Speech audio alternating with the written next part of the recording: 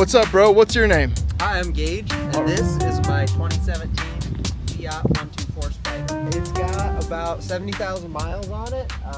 It's the 1.4 liter turbocharged engine by Fiat, their MultiAir engine. It's got a 6-speed manual transmission. Really fun car to drive, really enjoy driving it. It's been a very reliable car. And yeah. How long have you had it for? Had it for a little over a year now, probably about a year and a couple months. Okay. And I've been dailying it for most of the time, so nice. Had a good experience with it. And you said it's a 2017, right? yes. All right. It's almost 10 years old. Mm-hmm. Any like rough idling, any noises, any stuff like that, interior damage, stuff like that? No. Really, the only thing is, and these cars are known to do it, the interior has a screen. You might be able to see it later, but the edges of the screen start to delaminate with age, and so that's kind of the only age-related issue I've had with it. Okay. Other than that, just do the regular service. Sure. Change the oil. I have changed the transmission fluid, just trying to stay up on things. Sure. Other than that, it's had all its normal service done and haven't had a problem. Yeah. This interior, so some of you might notice that this looks a lot like a 4th generation Miata, an ND Mazda Miata, and that's because they're both built on the same platform. So underneath, all the suspension is all Mazda. The wiring harness, I've been doing little stuff in the interior, in the engine bay. Wiring harness says Mazda on it. This is a Mazda underneath. The interior, it's all Mazda. That is so cool. If you have a Miata of this generation, your screen probably looks the same. So I haven't gotten around to fixing it. They make replacements. It's on the list. Would it be the NB1 or NB2? This would be the ND cars. Okay. This would be the same generation as the earlier NDs. Okay, got it. Okay. I don't know much about Miatas, so you're going to have to school me on that. No, that's fine. Are these stock wheels? These are not stock wheels, nor did I purchase them. They came on the car. I believe they're a 17-inch wheel. You could look for sure. Yeah. But yeah. Yep. Where's the tire size? Yep, 17-inch. 205, 45. Oh, what is this thing doing? Yep, 205, 45 R17s. Rated 88W. So, okay, anything special with the exterior of the car? Other than wheels, no. Exterior is totally stock. Nice. I don't know a color code or anything for you, but I do really like the dark gray. Some people like their sports cars in flashier colors. Yeah. But for me, the dark gray works good. It blends in. But also, like I've driven NA Miatas, and this still retains small sports car feel while being a little bit bigger on the road, so you're still a little more visible in traffic. It's nice when you're in heavy highway traffic just to have a car that people notice and look out for. Sure, definitely. So how about potholes? How do you deal with those? I try to drive around them. Yeah. Haven't had a problem. These tires, they do have a decent amount of sidewall. Not a lot. They're still a little sporty tire, but enough sidewall that I haven't had a problem with potholes.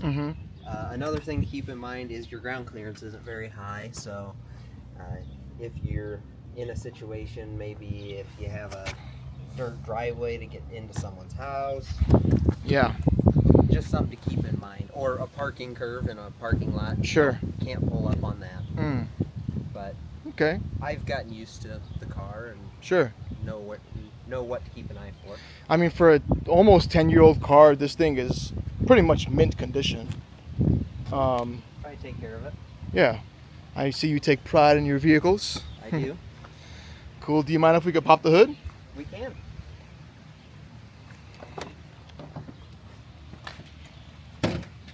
Cool.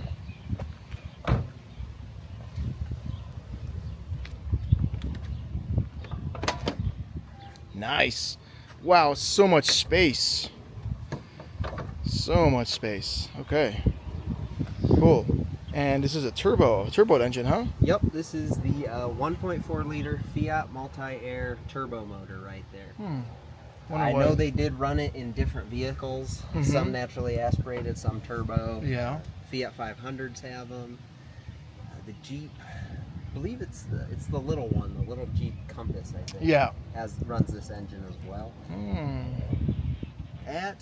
At my mileage, like I said, I'm at about 76,000 miles, and no issues. And from all the reading I've done on forums, good, reliable drivetrain. That's good. You know, my subscribers know my other car is a Grand Cherokee, and that also is branded as Fiat, although it's a Jeep. And I get so much hate from it because they say, "Oh, it's a Fiat. It's a Fiat." But Fiats are good cars, you know. It's built well. You know, you've had this for 10 years. It's reliable. I mean, yeah. I myself was a Fiat hater before I bought it, I'll admit, and did my research before I did, and I did enough research where I felt comfortable having this engine and driving it for as long as I want to. What was your reasoning to go with Fiat and not an actual Miata?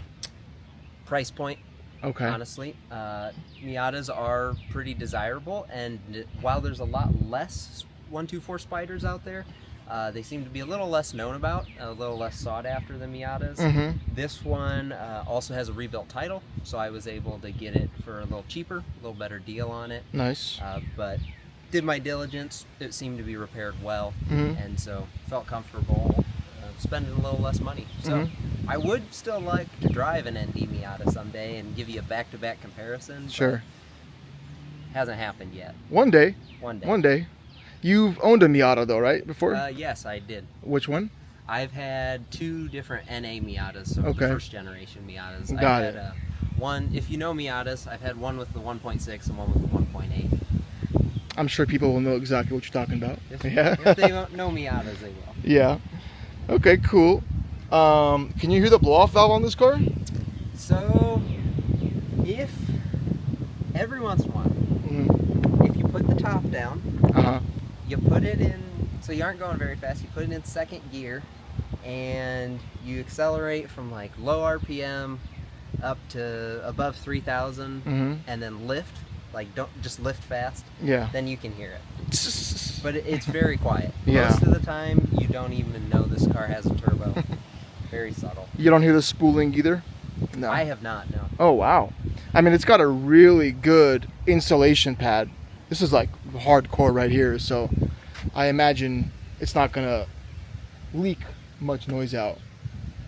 No, it doesn't seem to. And also, on the topic of noise, I need to give whoever engineered this top, whether it was Fiat or Mazda, I'm assuming Mazda, but shout out to them, because this is the quietest convertible I've ever driven. Really? When you're on the highway, it's louder than probably your truck is, but it is amazingly quiet for a convertible. Wow. I am very impressed. That's impressive.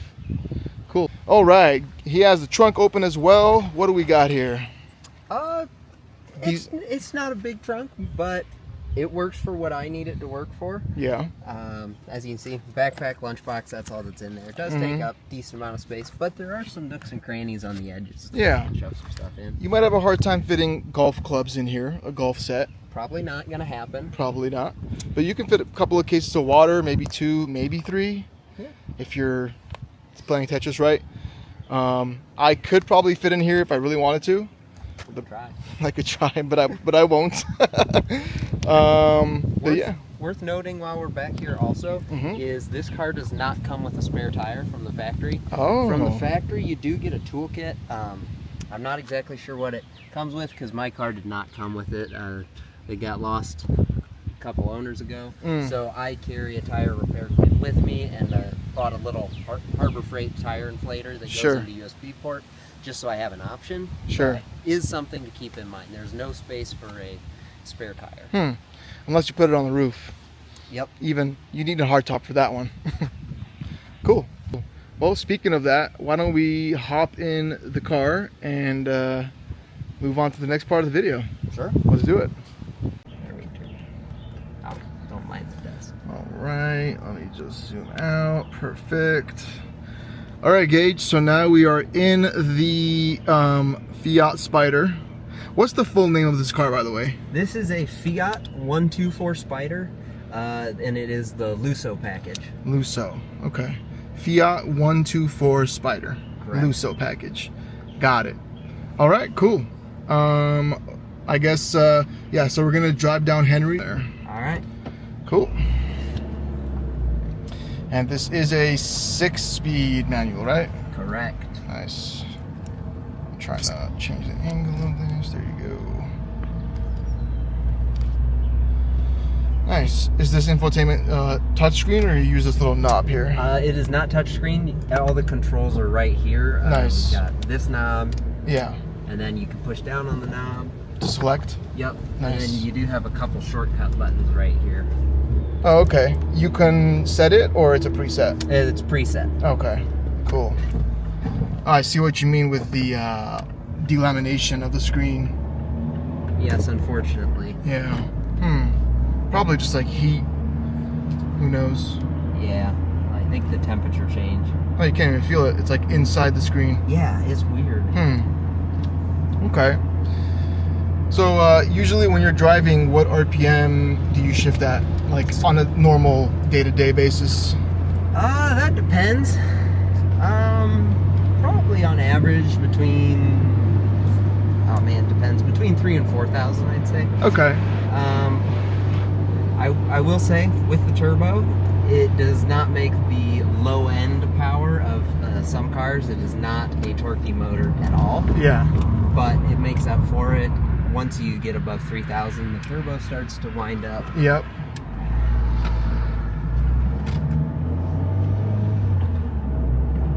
There you can hear the turbo a little bit, I guess. Yeah, I can hear it, yeah. I like how it sounds. It's got like a deep growl to it. Nice. And if you get the Abarth package, which is the highest package, the performance one, it has a different exhaust system on it. So, does that include every Fiat? Like all trims, like all models have that trim? I only know for this one and the 500, so I'm not sure. Okay, got you. All right, so I see your steering wheel has some buttons here.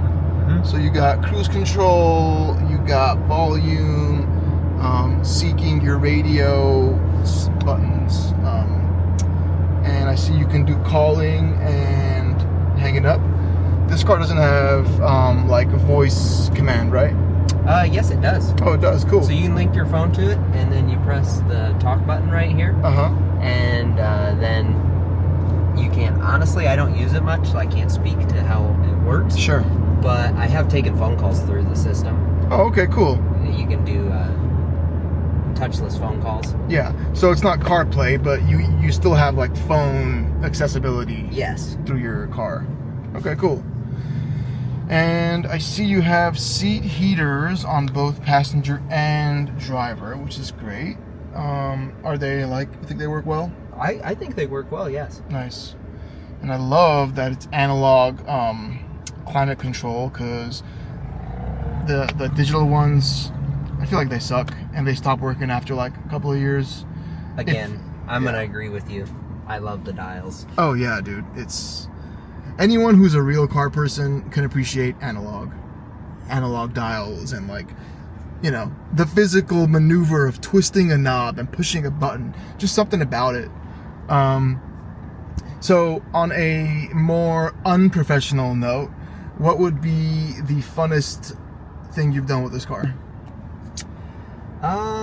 Well, we're in the greater St. Louis area right now, and compared to where I'm from, the roads are a lot more fun out here. So, yeah, for me, I haven't gone on big name roads, haven't been to Tail of the Dragon or anything like that with this car, but there's definitely been some good driving roads around here. And so for me, that's why I have this car. I enjoy the experience of driving. And it hugs the road, huh? Yes, it does. It's good to know. I have had passengers say their first time in it that they feel like their butt is dragging on the ground. I can agree with that. I'm like a foot off the ground right now. So this is a 1.4? Yes. 1.4 twin or one turbo? Single turbo. Okay, but it's called MultiAir. It's just what it's called? Yes. Okay. I was thinking maybe it's like a bi-turbo or something, but... Okay, cool. So it's a 1.4 liter turbo. How many horses you making? Believe factory rated at around 170. Oh, that's pretty good. I mean, it's like a, what, 2,300 pound car maybe? Maybe a little lighter? Ooh, I should have looked that up. I want to say 2,600 pounds. Okay. Including driver or not including the driver? Not including driver. Not including the driver. Okay. So a little under 3,000 pounds, which is still pretty good. Yes. And it's got really good weight distribution from what I've read and from what you've told me. Also true. And fun fact, as I said, this has basically a sibling built on the same assembly line, Mazda Miata, and the ND Miatas are the only lighter generation of Miata than the NDs is the NAs. So they're still very light cars for being a new car with modern features. Yeah. Yeah, I like how the engineers still wanted to keep that Miata feel, and they didn't kind of like sell out per se, and just load it up with luxury and just like making it super heavy. I like that, you know, it doesn't have seat coolers, but it's got seat heaters. So it's like they pick and choose what really is the more important feature, I feel, which I can appreciate. And you said you've had this car for how many years? I'm sorry. A little over one. A little over one. Okay, so what were you driving before this? Before this, I was driving my first generation Miata, the 1.8 liter. Oh, okay. And you still have it, or you crashed it? Nope, still have it. Okay, just home. at home. Yep. Cool. We'll do another video on that when I come visit you in back home. I've read at different places. I can't confirm this 100%. Someone will probably correct me in your comments if I'm wrong. But this is a Mazda transmission from what I understand. And I believe it's very similar to the transmission that went in the third generation Miatas. Okay. Now the clutch. I've daily driven this car, and I do not think twice about the clutch being heavy. I have no problem with it. But I have driven a C6 Corvette, which you would assume has a very heavy clutch, just being a V8 and making more horsepower. And then I've gotten in this, and I will say that this clutch is heavier than a C6 Corvette. Wow. That's interesting. Yeah. So going back to back on different things, this clutch feels heavy to me. Again, I drive it daily, and I don't think about it until I get in something else. So you're going to go straight, and it's going to take you to Kohl's? Ooh, wow, dude. That turning is great. Wow, he took that turn out like what, 20 miles an hour? 25? That was good, that was good. So I think it's this lot right here. Allegedly, if you saw the speed limit sign. Yeah, allegedly. So we're gonna go behind Kohl's. So like, what's the one thing you do not like about the car? So I was thinking about that, and I remember there's two things. Now I'm trying to remember what the second thing was. So the first thing was this car has automatic hill start assist. So if we could show it later, but if you are on an uphill incline and you let go of the brake and have the clutch in and the car in gear, you can just park anywhere. All right, we'll go right here. It will hold itself for, I don't know how many seconds. It's programmed for so many seconds. Okay. I learned to drive manual on a car without hill start assist. Okay. And this is my first car having it, and there's no way to turn it off. And I wish more than anything this car had a way to turn that off, because even though I've driven it for a while, I find it slightly unpredictable to figure out when the brake's going to release, and so just the feel of the clutch and the gas on a hill, I would rather have an option to shut that off. Now, if you know, please let me know, or let Duke know how to do that. I've read that you can pull a fuse, but the problem is that fuse will also disable your ABS. And so I've chosen not to do that, and I just deal with hill start assist. The other complaint, only other complaint I have with this car is if you look on my gauges here, there is no digital speed display, and the only speed display is not centered. I understand that this is a sports car and they were focused on the tachometer, but I would, even though it's a sports car, I understand, I would rather have a larger speedometer or just a digital speedometer. There are definitely places where they could have put a digital speedometer, yeah, and I don't have one. Yeah, because they have the digital screen there showing your engine temp or miles, whatever that is. They could have just added a speedometer there. Yeah. And it's interesting why the RPM is centered, but your speedometer is not. Yeah.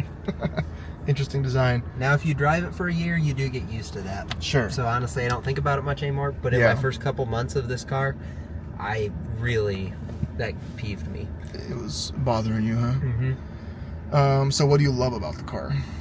Love about the car, the driving experience. For me, it retains that sports car feel. Yeah. That, like I said, I hate to keep going back to the Miata, but I admit I just love driving a Miata. And for me, it retains the go-kart feel. It is snappy. It is responsive. It does, but yet it still doesn't make a bunch of power. You can still drive this car at its limit, and you might not be breaking the law. Slow fast. You drive a... Yep. It is a lot more fun to drive a slow car fast than it is to drive a fast car slow. Yep. And this car is a great car to drive fast. That's perfect. And you, like I said, you can drive it at its limit, and you're not doing anything too crazy. So what's the fastest you've gone? Honestly, in this car, 80, 85. Was allegedly. it... Allegedly? on a closed course. Don't try that at home, kids. Yeah. But that was just as fast as I desired to go. Yeah. The car felt stable. Yeah. And planted, and the front end wasn't getting light. There was nothing concerning about that. Nice. Had more RPM range, had more power left. So, do you know a lot about the engineering of Miatas and this car? Like, in terms of like how it's 50-50 weight distribution? Because if the engine's in the front and you got everything else, you know, you got your tires in the back and your suspension and everything, how is that 50-50 weight distribution? You know what I mean? Yeah, I can't speak exactly to the design. I would assume if you look, the engine is pushed. It's not hanging over the front tires. It's pushed back a little bit. Gas tank is behind us. Okay. So mounted just in front of the rear tires, slightly over the rear axle and in front. Other than that, I don't know what their engineering was, but it took a lot of math, I'm sure. Probably more than I want to do. So it's very easy. You push this forward, that's the lock, and then you can flip this down. Okay. And you flip it all the way back until this releases out of its latch right there. Okay. The other thing, this can all be done with one hand. Okay. Push top back, just kind of gently fold, it'll fold itself up, and then latch it right there in place. You press that. Oh, that is so easy. I did it with one hand. I didn't have to strain, didn't have to get out of the driver's seat. No. So if you're driving around and you decide, oh, you know, it's a nice day out, and you're sitting at a stoplight or a stop sign, this is very doable at a stoplight or stop sign. You can do it in like 10 seconds, 15, 20 seconds. While we're here, do you want to see how to put the top up? Let's do it. So, right here, lift up on this tab, top releases. Oh. Grab, and then I pull down on this because, or you could push here, but otherwise it'll rub. Yeah. This metal right here, you can see the previous owner probably had it rub a little bit. Yep. Or the paint off. So I try to be mindful of that, and then I tuck that in, and then pulls itself tight. Huh. Very efficient. It is. Very efficient. Okay, so what is this? It's just like a holder to pull it back? This is just a handle, a grab handle to pull it back towards you. I thought this was like a button or something. Okay, nope. Cool. Nope, it's all right here central. Cool. And this is like he said earlier, very insulated. Like this is thick. This is a nice... All right. So, do you mind if you could take the top off one more time? Yep.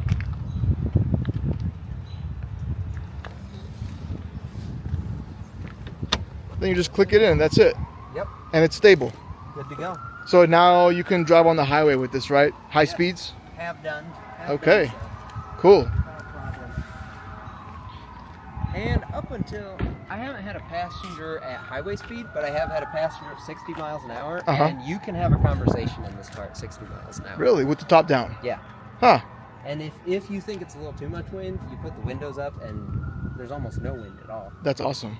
Huh. I mean, there is wind, but... Yeah, significantly less. Yeah, windows up, 60 miles an hour, you can have a conversation and you're not yelling. Yeah.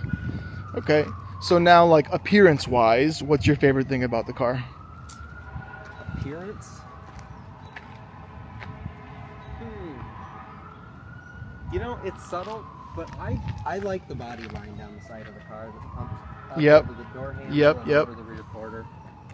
To me, that is a good body line. Definitely. Now that you mention it, it accents it so nice. Yeah. And when you look at the rear from here, it almost looks like a Miata from the back, from the side, and then you look at the front and you're like, oh wait, that's not a Miata. I don't know. I could be hallucinating too. No, I agree. And I mean, windshield, it's same as a Miata windshield, same shape. It's stamped Mopar, so it is a Chrysler part. You could probably order through... Mopar? Not Mopar, I guess now, but Stellantis, or whoever owns Fiat. But you could also put a Miata windshield in it. Same thing. So it's like 3 different car companies coming into engineering one car. A little bit. Yeah. You got Stellantis, you got Mazda, you got Fiat, and I guess that's it. So you've had it for a year. Correct. General maintenance says you should change your shocks within 30,000 miles or 50K miles. Change your brakes within what, like 10K miles? Have you reached any of those miles? Have you changed the brakes, suspension, tires? You said you did transmission. Did transmission fluid, yep. Okay. Not necessarily that it needed it or there was anything wrong. I was just laying under it, changing oil, and I thought, well, while I'm here, I don't know if it's been done, and so did that last fall. Just as something to knock out. That way I know what's in it, I know its life. So, for our viewers here, when you changed out your transmission oil, did you need to remove the transmission oil pan, whatever you call it, and then have to reseal it and everything? Nope, there's a skid plate under the car, and it's a typical manual transmission drain plug on the bottom. Pull the plug, and pull the plug out of the side, and then refill. For transmission? Yep. That easy? Yep. Wow. It's a little more difficult for my Jeep.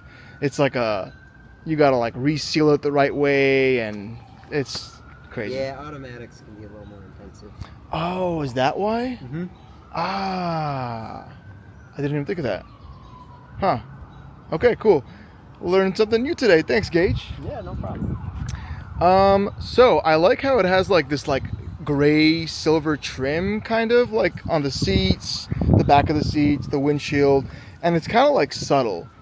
It's like not all over the car, and it's just like a light accent here and there, one there, and I think the emblem has a little silver on there. I just think it's cool. You have any plans to like wrap it or repaint it, or you like this color? I like this color. Yeah. For me, the paint's too nice. I try to keep it nice, and so I won't be touching it. Yeah. Honestly, OEM is best. The wheels are not OEM, but it still looks really good. Shocks are stock, right? You didn't change the ride height? Yep, stock suspension. Okay, cool. I mean, still stamped from the factory. Yeah. Nice. Yes, about brakes. Oh, yeah. I haven't had to do the brakes since I've had it. Okay. You know, I keep an eye on the brake pads, and haven't had a problem with them. Okay. Suspension, shocks? Nope, no issues no to problem. speak of. Beautiful. No squeaking, nothing? No. Okay. I mean, it's solid. Like you said, it's 9 years old now, but there's no squeaks, rattles. Yeah. This video is going to drive up the value of these cars. Hopefully. Cool. Can we... Yeah, it will be. And if you guys are looking for a car, this man takes care of his car. He's not selling it, but if he does in the next 50 years, it'll be in good hands. Coming from good hands. Hopefully into another set of good hands. Do you mind if we can hear you start up the car? Sure. Cool. I'm going to sit in the back here. Oh, it's a dual exhaust. I love that. I love that.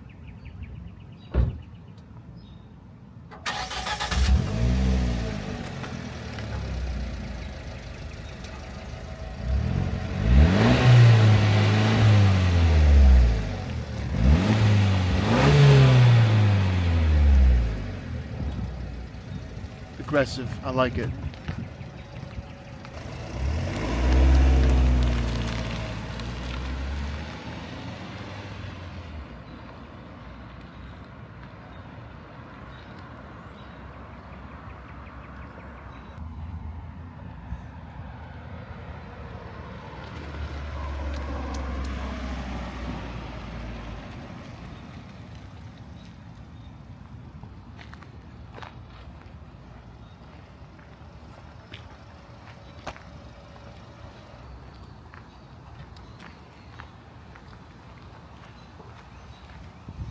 I love the way it sounds. That's the unfortunate part about owning a car. You always drive it, you never get to hear it. Yeah, right? Like, honestly, I've never stood behind this car. It sounds pretty good. It's like a quiet growl. It's almost like a Jaguar. Mm-hmm. I like it. It's cool. How would you say your turning radius is on this? Very tight. Very tight. Okay. Tight enough that if I get in someone else's SUV and go to park it, I'm used to having a tight turning radius, and sometimes I struggle to get into a parking spot. Yeah.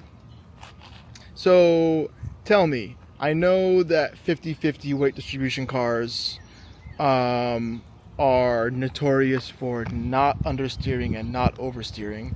Have you had any experience with that? Like, when you're kind of like going in a curve and you're giving it some gas, have you noticed any over steer? No, I have had a little bit of oversteer on certain special occasions.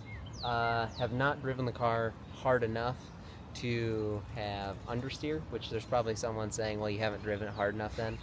Sorry. But slippery roads, if you're trying, the rear end can oversteer a little bit if it's raining or something. Mm-hmm.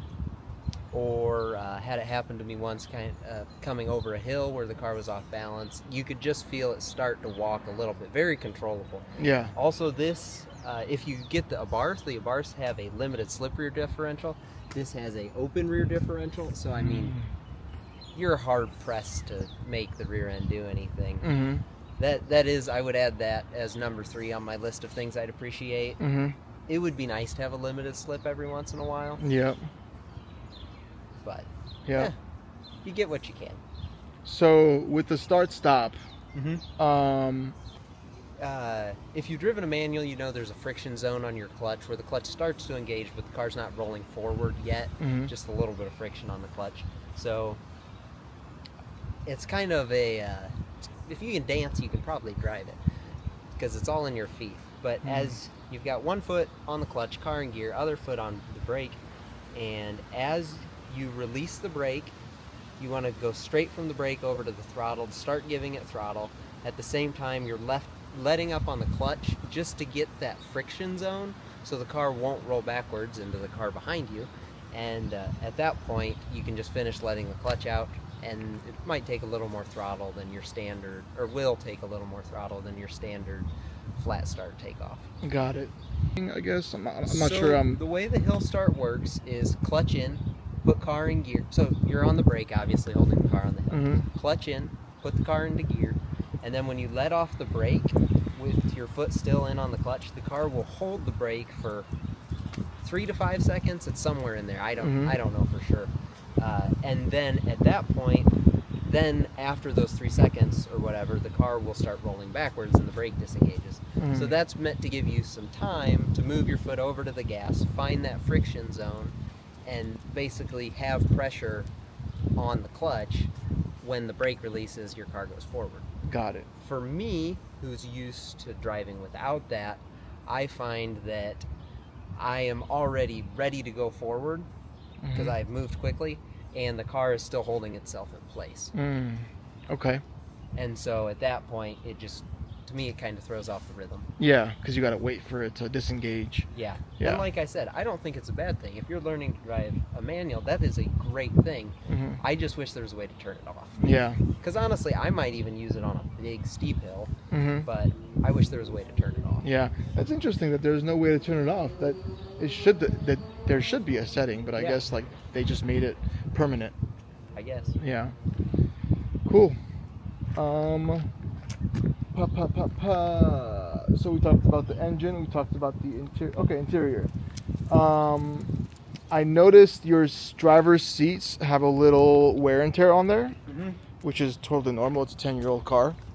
But I mean, still pretty good condition on the passenger side. Yes. Do you wash it yourself or do you take it to a place? I wash it myself. Nice. And I have put some treatment on the seats to try to prolong their life. Yeah. Fortunately, what you see in the driver's seat was there before I got it. So it's kind of just prolonging what I have at the moment. Sure. I mean, it's not that bad, but yeah. And this is all leather, huh? It's like leather, plastic kind of. Yeah. It's more leather. That's like leather. Yeah. Definitely leather. Yeah. So I mean, if anyone's like looking to buy a car like this, it's a pretty great car. It's got speed, it's got style, it's got handling, it's got gas mileage, like good MPG, I'm hoping. Yes, it does. Okay. It's reliable. It's nice and it's sleek. Anything else you want to add? On the note of fuel mileage, if I drive it on the highway, I average about 30 over a trip. That's great. A trip that's fairly flat, I'll add. I've noticed if I get in the hills, the mileage goes down. Sure.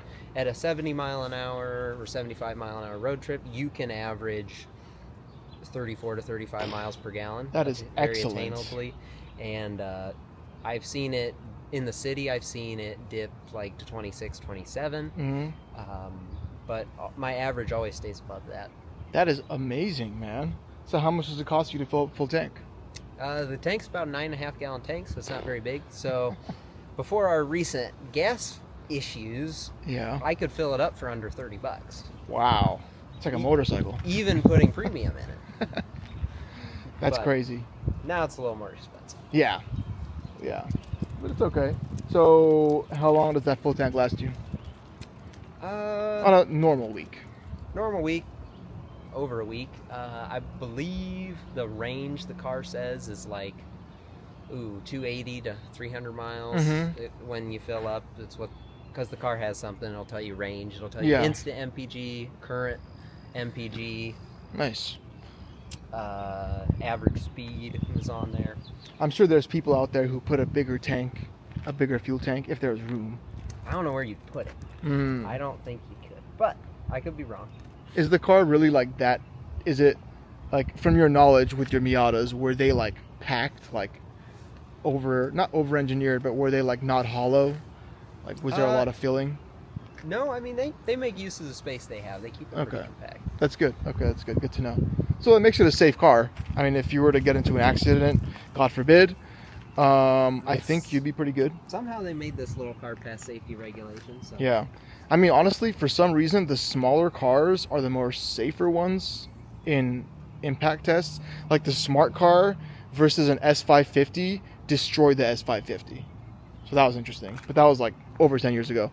Do you have spacers on this, or is this normal? Wheel gap? Yeah.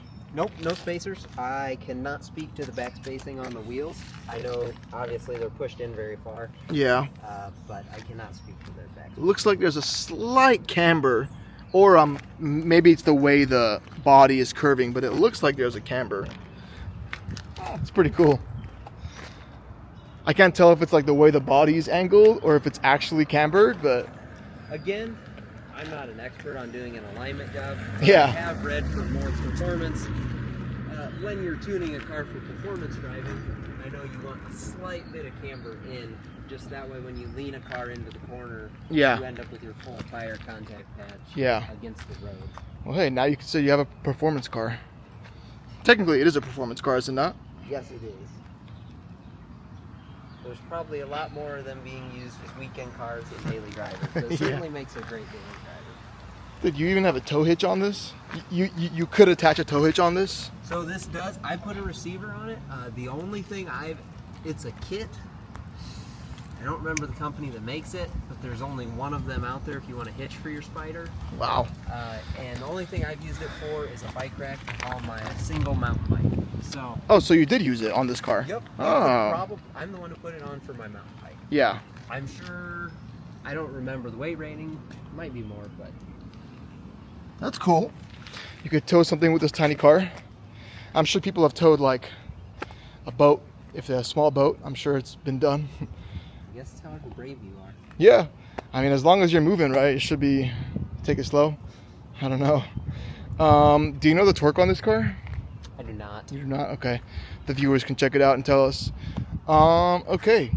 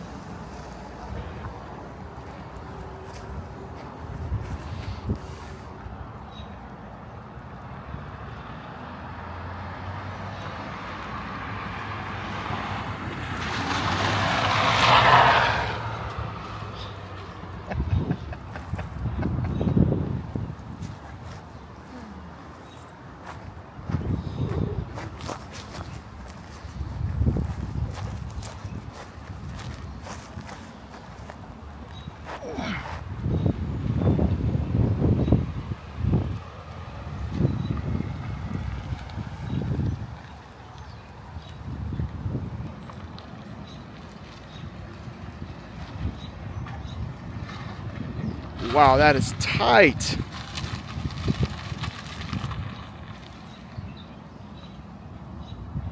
Nice.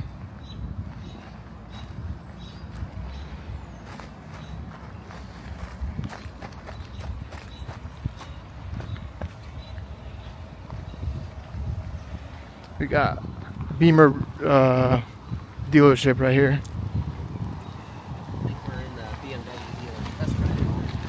Huh? I think we're in the test drive lot. Yeah, the dealership's right there. Make sure we got a Mopar logo. Oh yeah. Mopar stuff on the glass. And I know where I can find a Mazda logo. Oh hell yeah, cool. So, like he said earlier, the windshield is by Mopar. The car is Fiat. I know I always glance at it when I change oil. Where? Hold on. Oh, here it is, right there. There's your Mazda logo on the wiring harness to show that it does have Mazda parts. Oh, look at that, guys. Look at that. So, it's not. Oh, there you go. So it is a Mazda after all. It's down there. He wasn't lying, you guys see? Nice. Well, if you want other notes, I change my own oil. So if you change your own oil, you might want to note this is a cartridge style filter. Okay. And it is a little bit of a pain. It's not necessarily hard to get to. It's right here. It will fit out with only attaching this electrical connection. You detach that, you can pull the filter out. But you do drip oil. Yeah. So it is a little bit of a pain. You just gotta stick a towel under it real quick. Yeah. Yeah. It's really in there. The oil filter. They really tucked it in there. So you said you just release that one hose right there, or that one fuse, the sensor. Yep. And you have access to it. Mm-hmm. I see. And then fill it up from there, and it's just like, is it typical oil pan, or you have like a Typical spin oil. on? Typical oil. Cool. pan. I've seen. Cool. Do you mind? Oh, you got some BF Goodrich's on this. Mm-hmm. Oh, tubeless and radial. Comp 2AS Plus. Did you buy these? You said they came with the. They came on. Okay, They cool. were just about brand new when I bought them. Yeah, nice, man. And great tires, no complaints. Yeah, BF Goodrich, honestly, probably one of the best tire brands out there. if not the best. I've had KO2s, and they were the best tires I've had. Sand, mud, rain, everything, rocks. Okay, cool. Do you have access to your trunk from your back seat? No, I do not. No, okay. Nope. Probably the convertible top mechanism is back there, maybe? Yep. Well, Yeah. so the nice part is your convertible top has its own compartment. Okay. So the trunk space, some cars have a top that folds into the trunk. Okay. The trunk is totally separate from the top. It's just the top does take up some space that could theoretically be trunk space. Sure. Because it's in its own little hole there. Yeah. But at least you know less moving parts. Yep. You know, it's... Yeah. There's no electric solenoid that's going to go bad. Mm-mm. That's honestly what's going to keep this car value high, because less things to go wrong. Like, you don't have many like electric like quirks that will like short fuse, you know what I mean? I don't know. I hope to not find out. No. Yeah, the biggest thing you have is like seat heaters. That's like the most, I don't know. Do you listen to the radio more, or you listen to your phone? I listen to the radio more. Okay. And you feel like the stereo system is good? Yeah. Good. I mean, I'm certainly not a good standard of sound systems, but I think the sound system's good. Nice. Cool. Okay, one thing I forgot to mention. Have you had any accidents with this car? Me personally, no. No. As I said, the car had a rebuilt title, so it did have an accident in its history, but I have not. Okay. Knock on wood. Knock on wood, thank God. Got a space on it too, so yeah.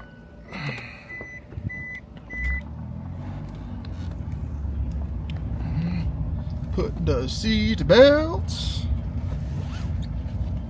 You don't want the top up, do you? Oh, it's fine. You can leave it up. You can leave it like this. Yeah. Yeah.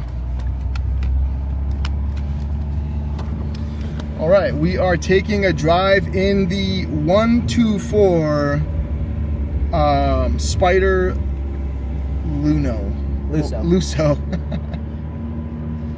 2017. So, if someone wants to buy this car, what's one big tidbit you should give as like a heads up or a warning or just something to look out for when you're looking to buy this car? I don't know about car specific. I would say make sure the top has been well maintained. Yeah. I put a convertible top treatment on it just to help keep it waterproof, help make sure the sun doesn't age it. So make sure your convertible top's been well taken care of. Yep. That and the previous owner, there's little filters in the rain drains for the top that you can clean. Oh. Make sure. I bought the car and it smelled kind of funny inside. Okay. And cleaned those filters out. Haven't had a problem since. Interesting. Maybe it was moldy.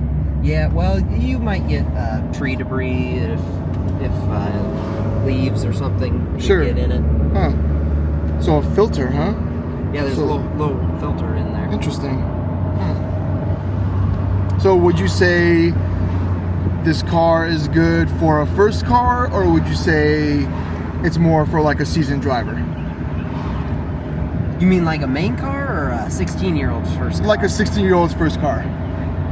Depends on how much you trust your 16-year-old. Yeah. How much do you trust your kid? Yeah. Yep. Okay. So, but general for an actual, like, someone like us in their 20s, 30s, would you recommend this car as a daily? Oh, absolutely. Okay. I mean, me, I have no one that I need to transport regularly, and so having one other seat option is no problem. Yep. I'm never hauling a lot of stuff at one time, and so this makes a great main car for me. Nice. Well, that's good. Cool. So we are driving. It's very comfortable. This is the leg room. I'm not a very tall person, but my feet do touch the front. But like, there's so much room here though. I love it. Like, it's like so much space. And there's definitely more driver's legroom than passenger legroom. Ah, okay. Yeah, that makes sense. For reference, for anyone wondering, I am 5'9". I fit very comfortably in here. Okay. Someone could definitely be taller. I don't have the seat pushed all the way back. Okay. So maybe like 6'2" might be the cutoff, you think? It's probably a safe guess. Yeah, because I've seen people with their head above the windshield. It's funny. Okay, cool. So we're going 20 right now, right? Or we're going 30? We're doing 25. 25. School zone. School zone, yep. Gotta watch out for the kids. Does this navigation work? Yeah. Here. Oh, nice. And you can, now, I haven't used it a lot. From my knowledge, it won't update to current traffic situation. Oh, okay. But you can put in a destination, and this will tell you how to get to the destination. Okay. I just usually use my phone. Yeah. And also, the other thing, I will pull this up on a road trip because it will tell you, when you're on the highway, it'll tell you distance to your next exit, which I find useful. Oh, yeah, that's cool. So, and it'll show if there's gas or lodging or food at the exit. Yeah, that's cool. Hey, the president is calling. Cool. Nice, nice. Can we feel that throttle a little bit? Oh wait, we're still in school zone. We're still in school zone. Whoops. So you guys, you gotta be smart. Don't be like me. Yeah. Yeah. Okay. So because like it said on there, it was like, All right, here we go. find it in like the first 20 questions, and I was like, okay. I mean, I just did the soap. That's exactly what I did. I didn't. I only did the. So.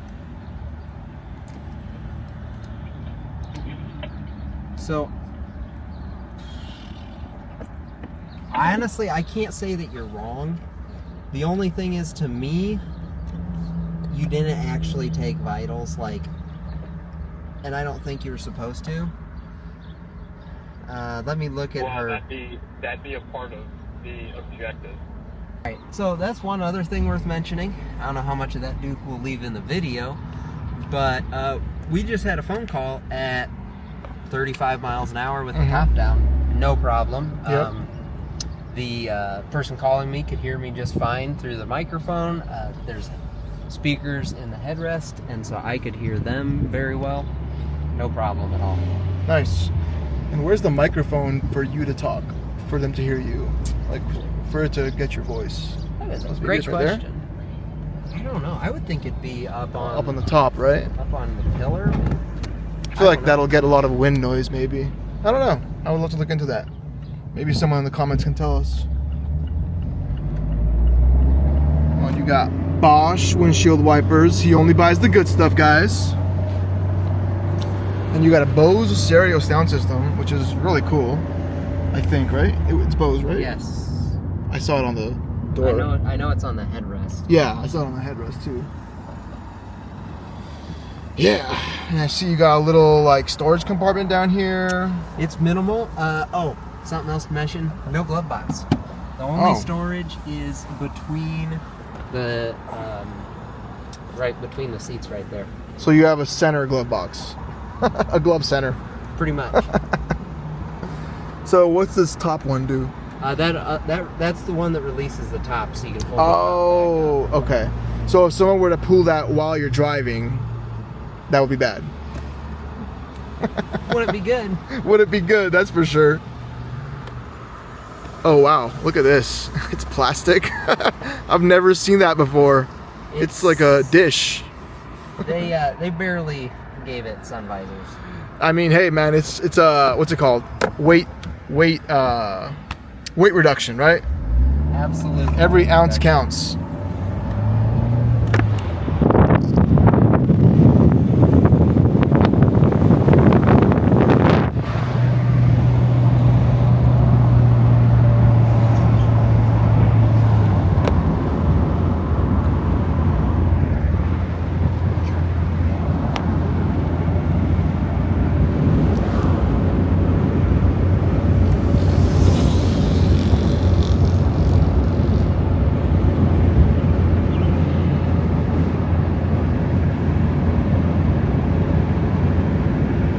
It has such a smooth suspension. Like, I'm honestly impressed. For a sports car, it has good stability, but it is not jarring. No. Like, it's like, I don't really feel like the bumps that hard. It's like smooth, it's soft. Even when you turn, it just feels like it's all moving together. The body roll is not really there, which is great. I can appreciate that.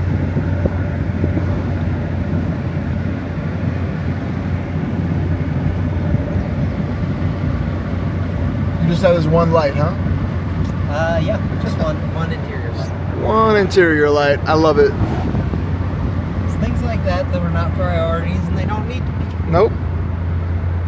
No one's buying a car for lights. Oh boy.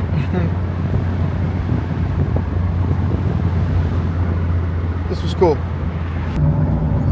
Yeah, so all in all, guys, did you guys hear that?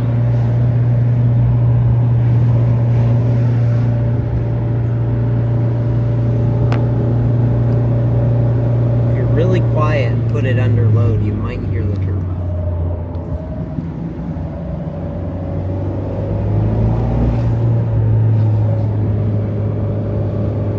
I heard it.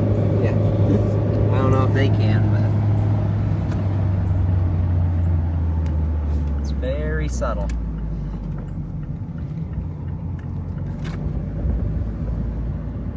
It reminds me of like a safari car almost. It just has that feel to me. Like it feels like a go-kart almost. Like I love it. And I think you mentioned it, the go-kart feel. Like, I often say that for me, I